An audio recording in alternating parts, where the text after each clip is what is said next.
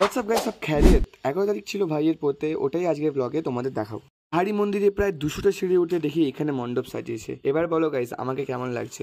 So দেখতেই পাচ্ছ বর এসে দাঁড়িয়ে গেছে, শুধু পাত্রীটাই নেই, লল।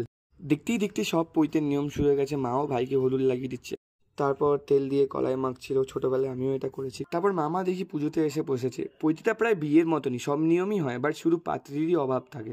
ভিডিওতে কি খাওয়া দাওয়া থাকবে না তা কখনো হয় নাকি?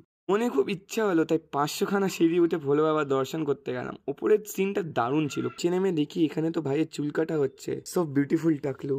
সবচেয়ে ডেঞ্জারাস পার্ট হলো কান ফুটো। এটাতে ভয়ের কিছু নেই, বিন্দাস মিষ্টি খাওয়া, তাহলে আর ব্যথা বুঝতে পারবে না। ওকে স্নান করিয়ে ব্রহ্মচারীর বস্ত্র পরিয়ে এখানে ওকে ভিক্ষা দিচ্ছিল সবাই। এই নিয়মটা হচ্ছে 2.5 পা চলতে হয়। যদি এখানে 3 পা পড়ে যায় তাহলে তাকে বাড়ি ছেড়ে চলে যেতে হয়। মা ভাইকে দেখি কোলে করে নিয়ে গিয়ে ঠাকুরের দর্শন করালো। সবাই ভাইকে প্রণাম করছিল, কারণ ও তখন ভগবানের একটা রূপ ছিল। Party blog coming soon. যদি ল্যাট না দেখে তো জলদি দিয়ে